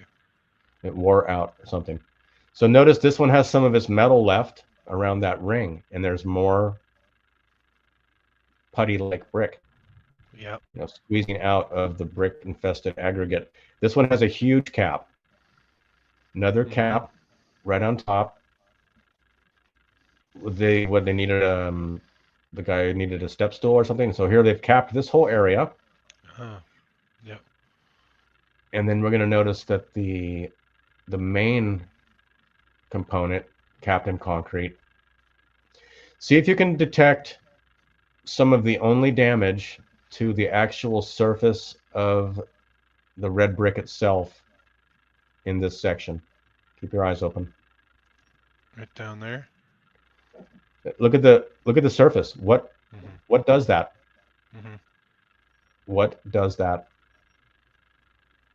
It's wrecked. Weird. It's looking like lava rock you see in somebody's yard, that red Mm-hmm. garbage, that landscaping stuff. And I thought that was kind of funny. I saw this random battery. Like it was a Yeah. little, it's like some kind of a sign. It is a battery, huh? But look how damaged it happens to be near the battery that they happen to cap. Are they related? Oh, Did interesting. something crazy happen? And you can see. So notice right, that's a great place to have stilled. There was some replacement bricks right next to it. You could clearly see. Go Yeah, back. go ahead and let it roll, and we'll come right Yeah. upon it. There's replacement bricks, right? Those two, those are Mm-hmm. replacements. Those are not the original bricks.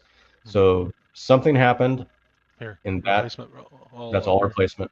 It's all been Yes. changed. And that white That. on top beyond the bricks, that's Mm-hmm. a new surface. That's not the And I original surface. fresh caulking along the back here too, along the Correct. back of these bricks. And this is looks like a replacement possibly as well. You That's see that? right. So this is a popular spot for tourists because it's directly underneath the Golden Gate Bridge and the views are spectacular.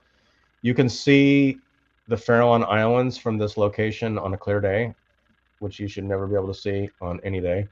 So here is the another one of the towers, and we have the continuation of the brick-lined, granite-lined metal structure over and over. And it seems really extreme to install a cannon. It Mm-hmm. seems like there's probably now this one has the metal.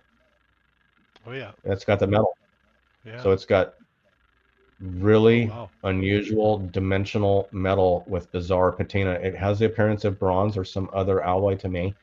Um, why those are set directly into the insulated granite, I don't know that. And the machine marks clearly seen. Those are so I would assume that each one of those exterior octagonal components of these batteries are likely interchangeable throughout the site. They probably are a standard size.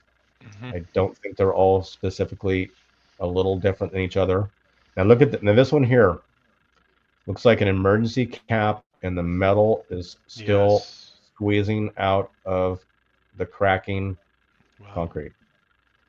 So how did the metal turn into that and come out from underneath whatever they did? So amazing fasteners, but look at that undermining, almost like it was dripping out from itself, Yeah. possibly. So I'm not quite sure what they were really doing here, but it seems like that's a really, really big building just in case these guys might mobilize in wooden boats and get here. The Confederate raiders. I think the only story that's more ridiculous as far as the American star forts go is Fort Jefferson Mm-hmm. in the middle of the ocean. Mm-hmm. So we're on another side with a different type of battery, but we see the massive granite pieces, the embedded electrodes or rods, the missing metal set up in a wave pattern. And this one has a unique feature. They terminate into sort of a pentagram, five-sided keystone. Now, You know ground what? level, that's not original ground level you're seeing. All added concrete. Mm. Those It's all real go down. reminding me of the pattern that we saw lower down, built into the floor itself. It's the same pattern, isn't it? That's correct. That's what I was asking you to look out for. So you've seen that clearly. It's easy to Mm. see. The pattern has been recognized. So Mm. it's on all floors. Someone is using a core bit to drill through that granite and Mm. set some sort of a metal. Did you see that white material that was kind of squeezing out Mm. between each one of those pegs? When we walk along, continuing to walk on top of the granite. So here's see the caulking between the added Yeah. roof section. So it's Yeah. garbage. Yeah. It's not the original. It's almost like they decided to they turned this area into some sort of a quarters when it wasn't originally that. Mm. So look at that white Around around them. the Yeah. studs. Yeah. It's almost it has the appearance. Have you ever used a heat shrink Mm-hmm. and when you hit it with the heat, it oozes out like that at the end. Mm-hmm. The shrink tubing. So it has a similar appearance to that, but the metal's all gone. So again, each one of these would have been to hold a single wheel on a cannon that would be able to rotate into place. All these cannons are facing friendly fire. These are all facing the main. These are all facing the Golden Oh Gate yeah, Bridge. interesting. So these would not be, this entire row of gun mounts would not be able to hit boats.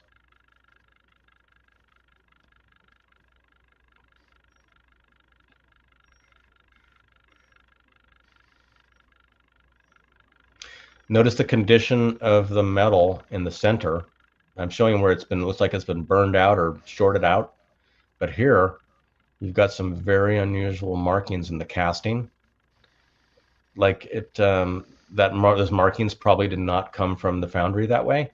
Mm-hmm. So now look at the geometry of the seawall. First of all, that's the granite wall that we walked in on. Yeah. So ridiculous. I was But going to then, say, sorry, go ahead. no, it's all yours. Well, it just can't help but shake the thought that the San Francisco earthquake and these maybe are connected. Like if they were weapons or could be used as weapons where they turned on the city itself. That's just something that's running through my mind as we're going through this. Yeah, I've thought about that. Mm. I'm wondering about the true purpose of the Fresnel lens, which all of Mm. these fortresses had. So they're able to move light efficiently. Can they receive light efficiently? If they can send and receive light, then they can receive and transmit data and or power. Mm. It's the same. So how about that? Look at that angle right there. Oh, that's why I stopped it. It's I mean, unbelievable. how do you even deal with that? It's even got a keystone brick on the top of Yeah, this I was outrageous gonna wall. say that that's a different brick. That it's wider. Yeah. Wow. So a lot of these, some of the bricks have special shapes that were not made from a brick on site. They Look were at this. made that way somewhere else. So what's the implication of that as far as the build process goes? This is not just a stack of bricks that you're shaping, right? These have to be the pre-planning here. The That's right. thought that goes into building this is beyond comprehension. It's certainly not allowed for in the narrative. We've already thrown that out, but So when you step inside the main courtyard down below and you're surrounded by those arches, you realize that they had to start somewhere on their project so that every single arch met perfectly every time. unbelievable. Self-supporting, indestructible. This is like the extreme epicenter. So when you look back at the shoreline, that marina district, that's the area that got ruined. That's where the structurally engineered freeways fell down. In We're the right there. 96 earthquake? 89. 89, sorry. Yeah. So here we see they have covered up a lot of floors with boardwalks, but the granite is here, large pieces, but then there's asphalt behind us, wooden shacks put on top. Clearly, they would not have built with that wood on top of there. These guys, they did not need to build with wood. So there's a lot of things missing. These squares that have like tar on top of them, no idea what those are. It was a whirlwind of a trip, and it was extremely windy. And I'm still battling microphone operation. I'm just about there to where I can have really great sound and zero wind. Almost there.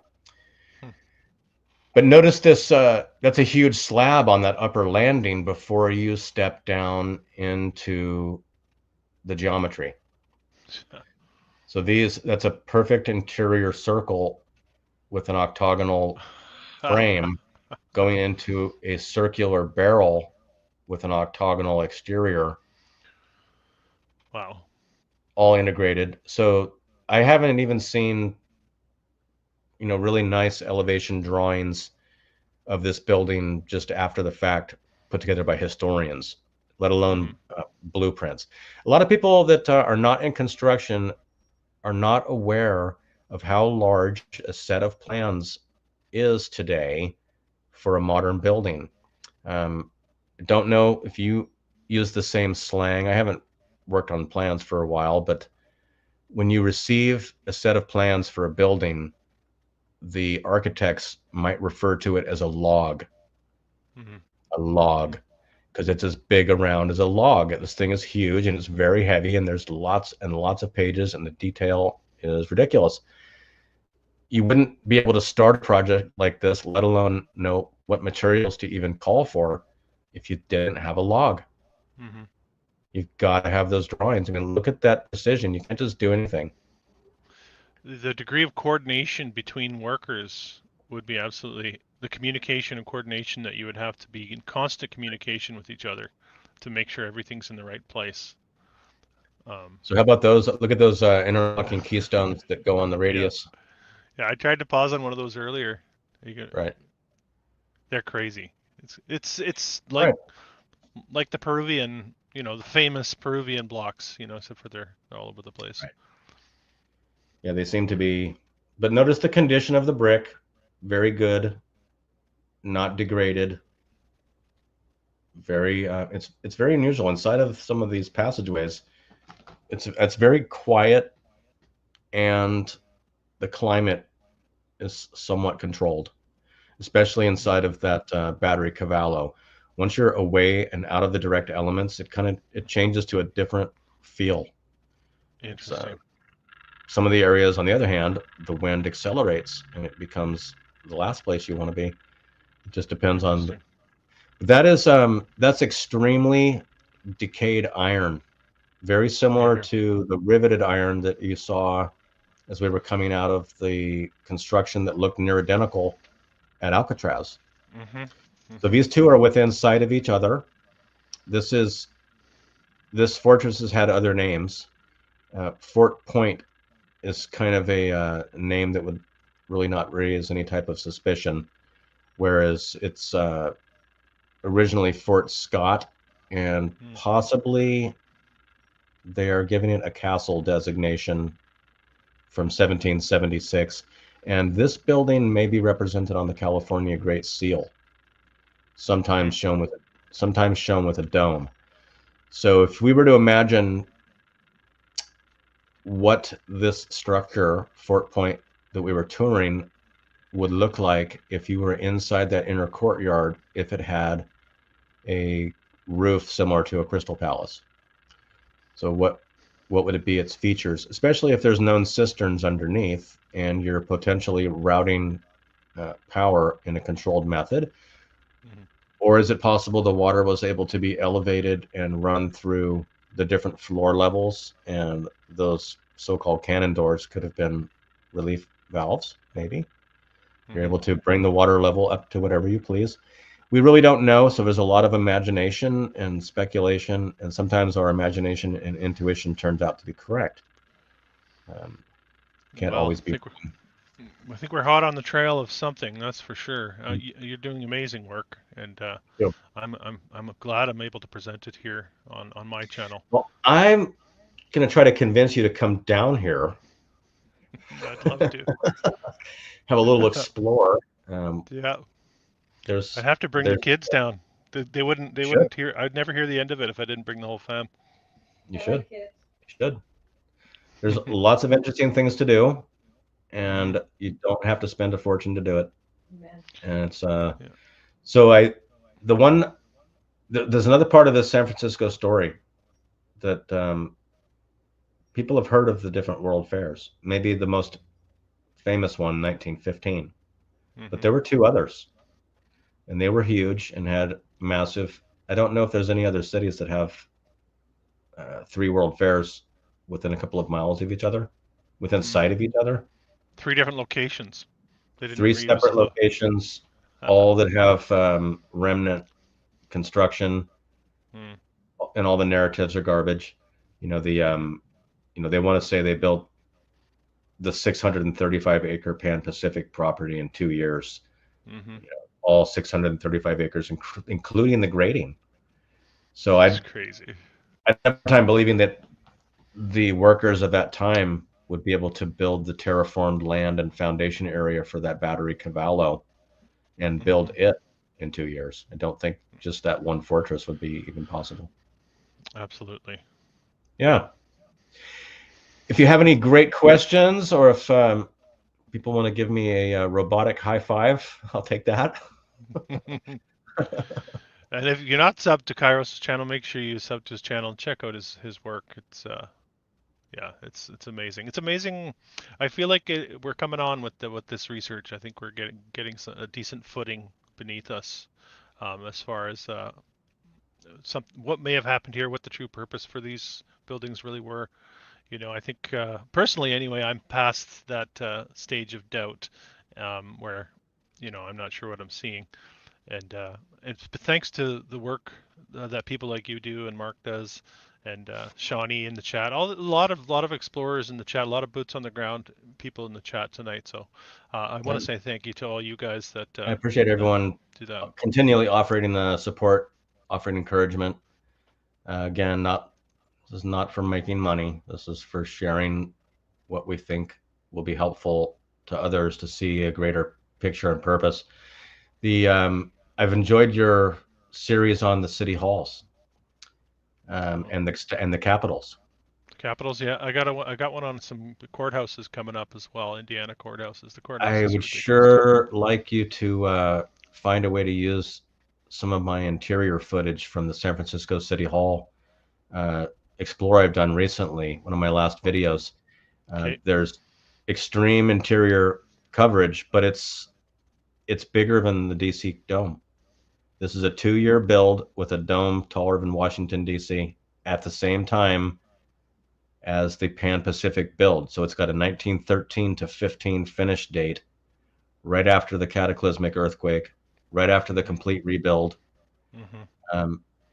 Have a look inside and listen to the acoustics. If you haven't seen the San Francisco City Hall tour, please watch. And you're okay if I make my own video out of your video? I'd actually prefer that you did. It would save me a little time. Okay, I'll go through it. Please do. We'll put that on my list for sure. And you're welcome to have my files and stills if you think that they'd be useful, even for your research. You know, part of the problem with putting together these videos and these tours is you have to make choices on what I get to show you. Mm-hmm. Everyone has got their own life, and we do not have time to see every mortar joint, every brick joint. You know, I don't have time. So I try to pick the best things, and I also want to. I do have a very respectable and pleasant, polite audience. Mm-hmm. So I want to thank those that are going out of their way to comment. I am reading the comments, and I do appreciate them, and it does lead me in different research topics and directions, and I'm not having to chase people off and do the whack a troll. You don't have to smash them down. Yeah. People are pretty receptive to this stuff for sure. Okay, I think that's probably a good place to cut it off for the evening. Any last words, Kairos? I'm looking for a cold beer. That's my final thought. I'll let you get to it. And I want to thank everyone for joining. If you're watching the replay, appreciate you watching. Hit the thumbs up, throw a comment in, and we'll do this again, of course. Thank you. Take care. This has been an old world exploration. If you're new to the channel, don't forget to subscribe, hit the thumbs up button, and comment. I believe we are in the process of remembering who we really are and casting off the shackles of illusion. Until next time.